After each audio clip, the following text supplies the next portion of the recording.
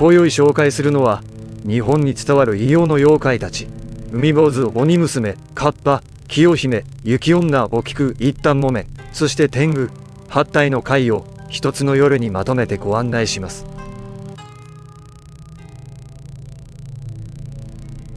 静かな海に突然黒い坊主頭が浮かび上がる。船より大きな影です。海坊主は海上に現れる怪、穏やかだった海を荒らし、船を転覆させると恐れられました。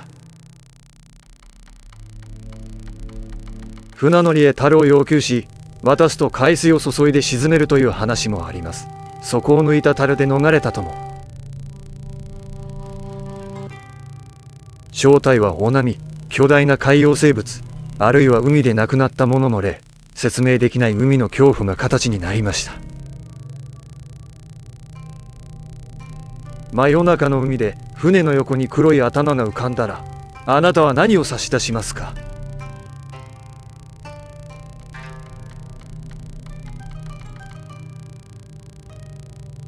美しい娘の髪の間に2本の角が見えた。彼女は人か、それとも鬼なのでしょうか。鬼娘は一つの決まった伝承だけを指す名ではありません。鬼の娘や鬼へ変じた娘を表す呼び方です。昔話や芝居では、恋、嫉妬、恨み、受賞の秘密が娘を人ならざる姿へ変えていきます。恐ろしい角の奥にあるのは生まれつきの悪意とは限りません。悲しみや孤独かもしれないのです。鬼の姿を見て逃げる前にその理由を聞けますか？あなたなら彼女に何と声をかけますか？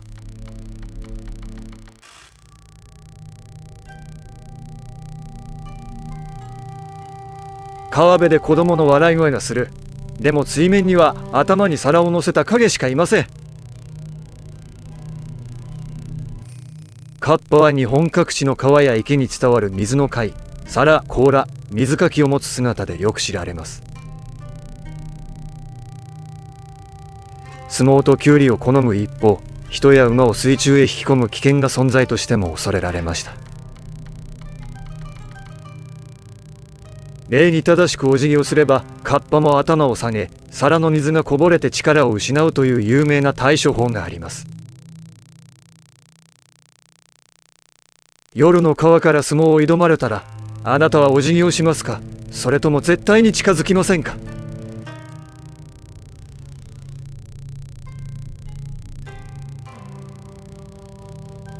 愛した男を追ううち、女の足は蛇の尾へ変わり、口から炎があふれました。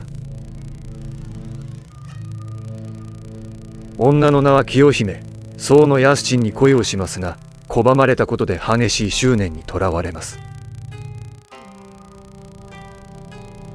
清姫はオロチとなって日高川を渡り、ヤスチンを追って道成寺へたどり着きました。アンチンは鐘の中へ隠れます。しかしオロチは鐘へ巻きつき、炎で焼き尽くしたと語られます。これは愛の物語でしょうか？それとも執着の恐怖でしょうか？あなたは清姫を責められますか？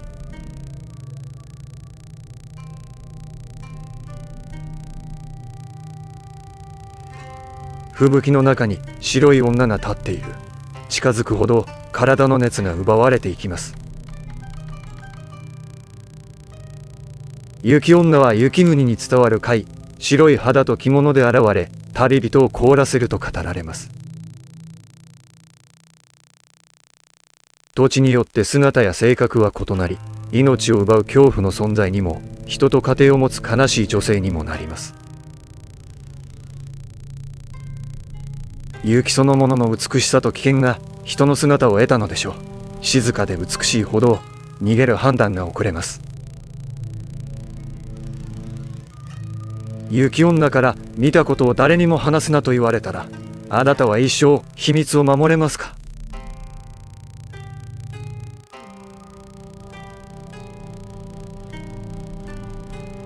？9枚目を数えた後、女の声は途切れる。そして井戸の底からすすり泣きが響きます。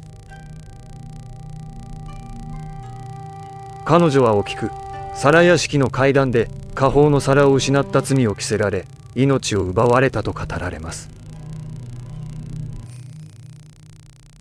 お菊の物語には複数の型があります。皿を割ったとも、主人の企みで隠されたとも言われます。共通するのは、弱い立場の者が理不尽に裁かれ、その声が死後も消えなかったことです。お菊が数えているのは皿でしょうか、それとも自分を裏切った人間の罪なのでしょうか。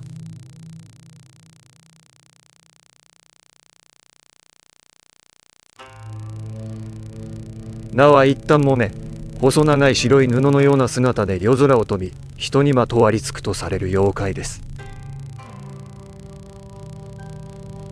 一旦とは布の長さを表す言葉です。ただの布なら風に舞うだけですが、妖怪となった一旦木綿は意志を持って人へ向かってきます。鹿児島などに伝わる話では、顔や首に巻きつき、息を奪う怪異として恐れられました。軽い布だからこそ逃げにくい怖さがあります。刃物も爪もないのに一旦木綿は危険です。視界を塞ぎ、口を塞ぎ、声を出す前に体へ絡みついてくるからです。月のない夜、白いものが空を横切る。鳥でも雲でもない。ひらりと近づいた瞬間、それはあなたの顔いっぱいに広がります。もし夜道で白い布が風に逆らって飛んできたら、拾いますか、それとも息を止めて逃げますか。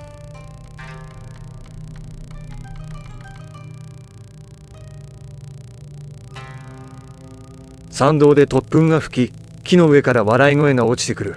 天狗が見ているのかもしれません。天狗は山に住む怪、山伏の装束、赤い顔、長い鼻、羽うちわを持つ姿で知られます。古い時代には災いを起こす存在として恐れられ、僧を惑わせたり、人を空へさらったりすると語られました。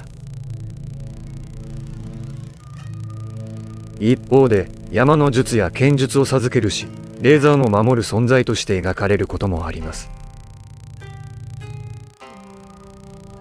天狗に力を授けると言われたら、あなたは山へ残りますか、それとも人里へ帰りますか。